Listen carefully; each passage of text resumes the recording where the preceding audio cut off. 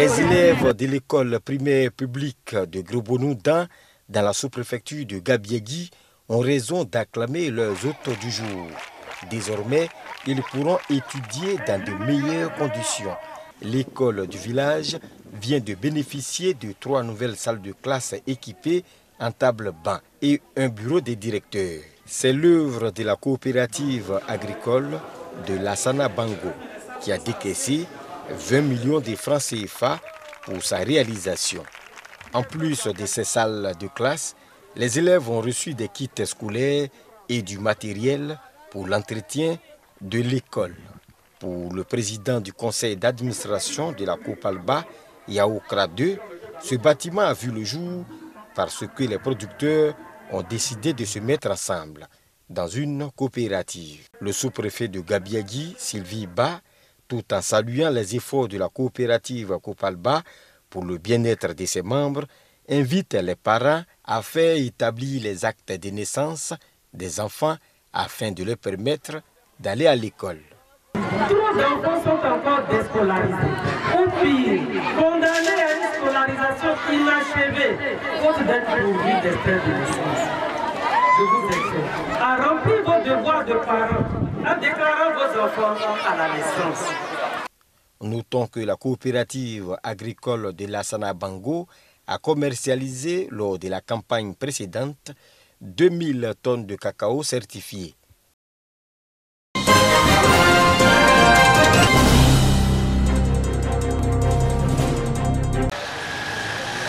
Au quartier sinistré à Korogo vivent des étudiants inscrits à l'université Peleforo-Gon Coulibaly. Des garçons au nombre de 4. Depuis leur arrivée dans la cité du Poro, ils ont acquis cette habitation qu'ils louent 70 000 francs le mois. Un appartement de 2 chambres et un salon avec douche extérieure. C'était le seul recours dans une ville où l'université est née sans logement pour étudiants et où il est difficile de trouver des foyers pour étudiants. La cité sera une aubaine pour nous puisque ça va amoindrir les coûts. Là-bas, il y aura la sécurité, tout sera encadré. La cité, non seulement il n'y aura plus de problème de déplacement, et puis en plus, je pourrai vivre plus à l'aise que dans une maison qui est le plus chère. L'université Peleforo-Gon Coulibaly de Korogo est une institution aujourd'hui crédible. Les conditions de vie des étudiants s'améliorent d'année en année. À l'honneur du CRU, le Centre régional des œuvres universitaires. Illustration, le restaurant universitaire dont les composantes sont équipées de matériel de dernière génération. C'est le seul campus qui a ce matériel. Nous servons environ 2000 plats au déjeuner. Le moins, ici, il n'y a pas de dîner puisque les résidences ne sont pas encore ouvertes. L'ancien temps, il fallait faire les ronds sous le soleil. Maintenant, c'est plus le cas.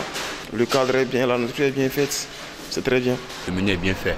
On est nombreux, mais je pense même qu'on peut tenir les moyens, si possible, même pour augmenter un peu la quantité. Sinon, le plat est bien fait. Entre le CRU et les étudiants, c'est un nouveau contrat de confiance duquel chaque partie tire beaucoup de fierté. Il y a près de 6 bâtiments qui sont là et le restaurant aussi. Donc, toutes ces capacités-là vont permettre aussi de prendre en compte la majorité des étudiants de l'université de Korogo. Je leur demande très souvent de laisser en fait de côté ces trous, ces grèves, d'éviter de venir au restaurant dans les cités parce qu'ils veulent, d'après eux, maîtriser le transport, le restaurant, les logements. J'ai dit non. Ce qu'ils peuvent faire, c'est étudier et étudier. Un autre signe des excellents rapports entre le CRU de Korogo et les étudiants de l'université Peleforo-Gon Coulibaly, la visite guidée de la cité universitaire en voie de livraison.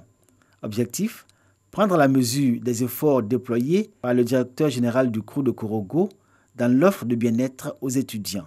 Ils ont vu et sont tombés d'émerveillement devant le travail minutieux effectué depuis plusieurs années par le CRU pour répondre à leurs besoins en logement. Sur les 6 bâtiments, au moins 4 à 5 sont déjà opérationnels. Quand on a fini les travaux, au moment où on devait livrer, on a dit non, on devait attendre d'abord de vérifier si effectivement les choses sont faites dans les règles de l'art. Tout ce qui est livré, en tout cas en notre sens, est fait et bien fait parce que nous avons pris le temps de vérifier. On est vraiment contente que cette cité soit vraiment finie. On est pressé pour que ce soit habitable. Il y a un conseil qui a été mis en place ensemble avec le délégué général. On fait des propositions et ils portent nos voix, nos idées, nos propositions lors du conseil. Pour ce qui est vu et dans la perspective de la fin des travaux, il fera bon être logé en cité à l'université de Korogo. Vu que dans cette ville prospère et débordante de vie, la question de l'accès au logement des étudiants est aussi difficile. Le CROU va opter pour une solution palliative. Solliciter des particuliers pour mettre à la disposition des étudiants des logements au nom de la structure dans plusieurs quartiers de la ville. Si l'initiative a donné satisfaction à ces premiers moments, aujourd'hui c'est la totale désillusion chez les étudiants, habitant ces logements où le cadre de vie est dépourvu de toute commodité. Les conditions de vie ici sont très compliquées. Si le bus ne vient pas, pour aller au campus, on peut dépenser peut-être 1000 francs pour l'aller. Et puis au retour, 1000 francs, 2000 francs pour la journée, c'est un peu compliqué. La dernière fois, le compteur a été enlevé. Les motifs, on ne sait pas. Comme toute cité, il y a le repas qu'on envoie. Nous, ça fait pratiquement 3 à 4 ans qu'on n'a plus de repas ici. On rêve d'aller en cité. Quand vous vivez tous déjà ensemble en cité, il y a d'abord au niveau de l'étude qui facilite la bosse. Et puis, il y a les infrastructures aussi. Le Centre régional des œuvres universitaires de Korogo annonce l'achèvement complet des travaux de la cité universitaire. 1610 lits sont prévus. Si filles et garçons sont pressés d'intégrer la cité universitaire pour les mêmes motivations et les mêmes attentes, leur admission est subordonnée à des critères rigoureux, dans un contexte de forte demande et où les personnes vivant avec handicap vont bénéficier de chambres adaptées à leurs conditions. Le directeur du CROU prend la situation du handicap comme un problème personnel.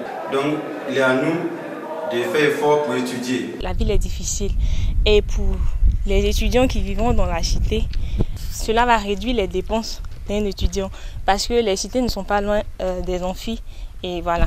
Il aura aussi la sécurité puisque tout se fera maintenant sur le site universitaire. Un règlement intérieur pour réguler la vie en cité est déjà élaboré d'un commun accord entre les étudiants et la direction du CROU de Korogo. Au niveau hébergement, tout est fin prêt.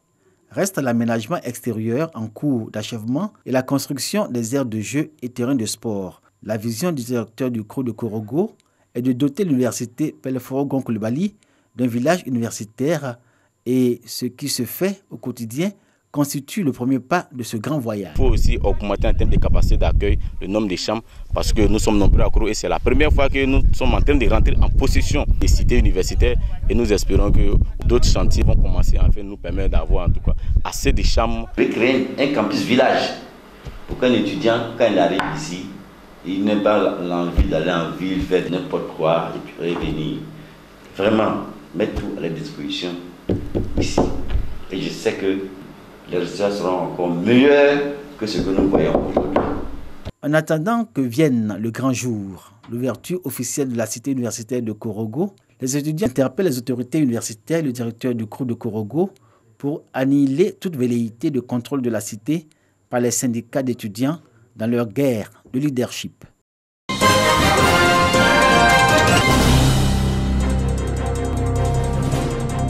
Depuis le 21 septembre 2016, la commune de Saint-Fra n'a plus de marché central.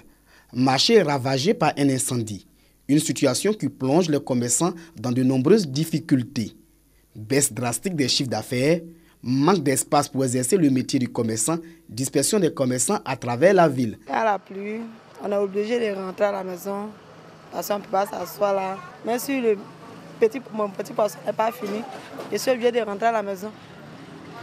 Et le lendemain, je paie. L'activité, ça ralentit. Voilà, même la rentrée, il y a des parents qui sont dans le marché. La rentrée, les gars viennent acheter les livres, les trucs, fournitures avec nous sans problème. Mais vu la situation qui est là, bon, ça fait qu'il y a d'autres même qui sont obligés de payer un peu. Aujourd'hui, le seul souhait des commerçants de la commune de Saint-Fra, retrouver la bonne santé de leurs activités. Ce que je peux dire aux autorités de Saint-Fra, ils n'auront pas ça à cause dans le marché là, rapidement, puis c'est 2 mois, 3 mois, pour trouver une solution pour que les gars puissent venir s'installer, voilà, pour que les choses avancent. Le vœu de ces opérateurs économiques est en passe de trouver une solution appropriée. Depuis le 21 août dernier, les travaux de construction du marché central ont été lancés. Projet financé par le Fonds des prêts aux collectivités locales à hauteur de 160 millions de francs CFA. Avant la fin des travaux, le maire Diop Adama appelle les commerçants à la patience. On va demander d'être tolérants. Une commission va se réunir avec eux pour attribuer les boutiques. Et je pense que ceux qui étaient sur le site brûlé seront prioritaires. Les travaux de construction du nouveau marché central de Saint-Infra prendront fin en décembre prochain. Une infrastructure qui viendra soulager les nombreux commerçants pour mener à bien les activités.